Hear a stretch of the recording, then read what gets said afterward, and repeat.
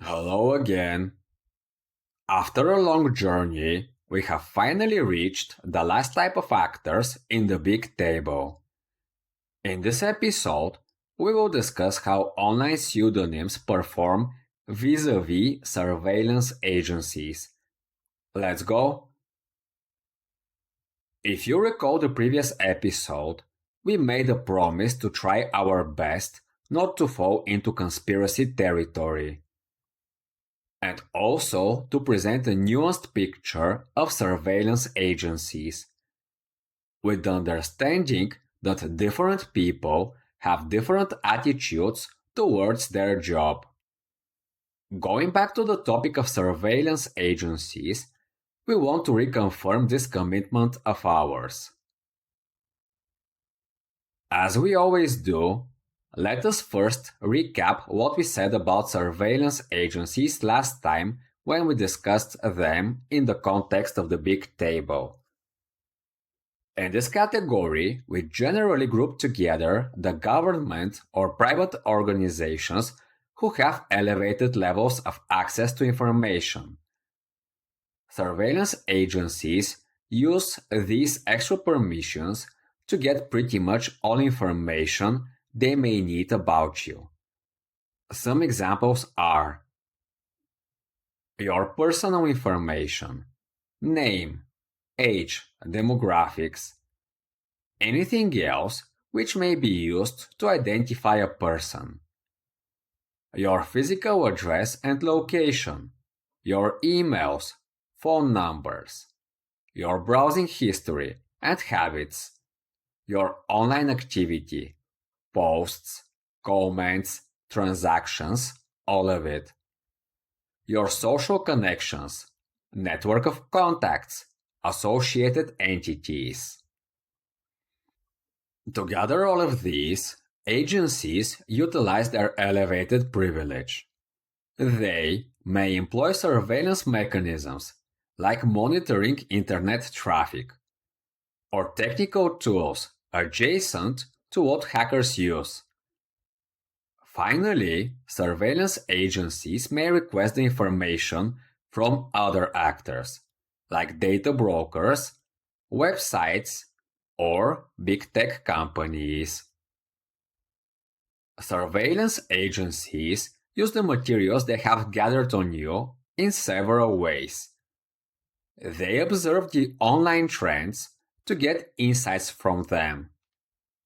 They also monitor for behavior which may be deemed dangerous, like any type of crime or threats to security. Or they may inspect for lighter violations, like use of copyrighted content.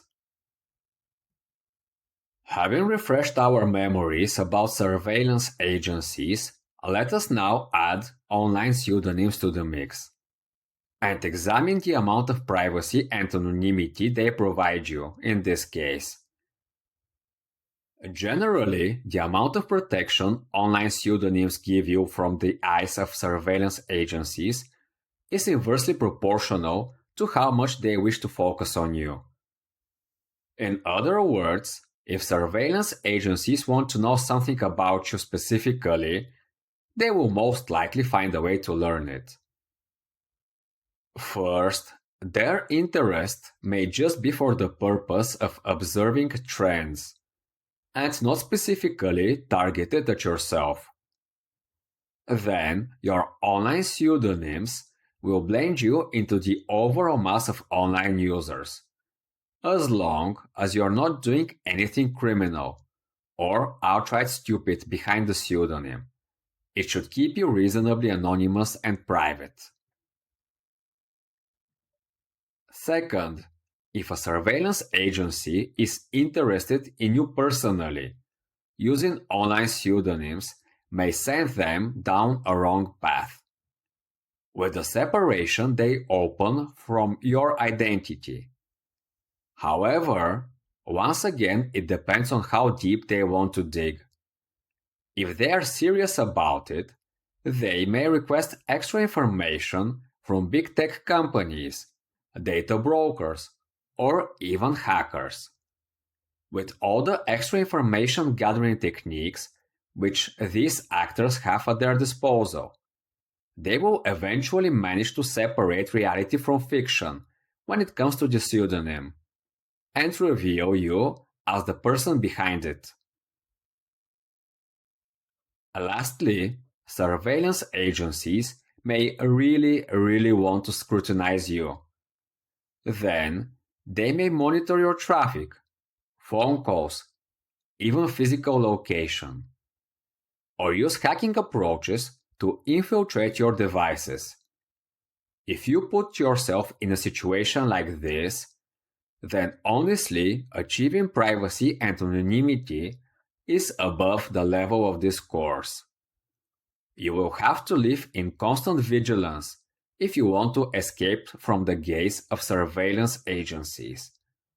Use techniques like onion browsers, crypto wallets, numerous burner phones. It's going to be a giant and never-ending effort. So, our short suggestion is, don't put yourself in a situation like this if possible. In short, the success of online pseudonyms when it comes to surveillance agencies depends on how much they are interested in you. Way back, in one of the initial episodes, we advised the listeners to use online pseudonyms in good faith, following the community and common decency guidelines. More than ever, this advice applies to your dealings with surveillance agencies. In this episode, we revised the big table of factors with regards to how online pseudonyms do and do not protect you from surveillance agencies. They were also the last actor to summarize. With this, we have reached the end of the beloved big table of factors we made up. You can find it in the course materials. Before we leave it, a quick reminder that this is not an exhaustive list by any means. As you have found out so far, there are way too many scenarios and participants involved to be able to structure them all in a single table. Still, we hope that the big table of factors at least increased your awareness with regards to what kind of actors you should stay alert of online.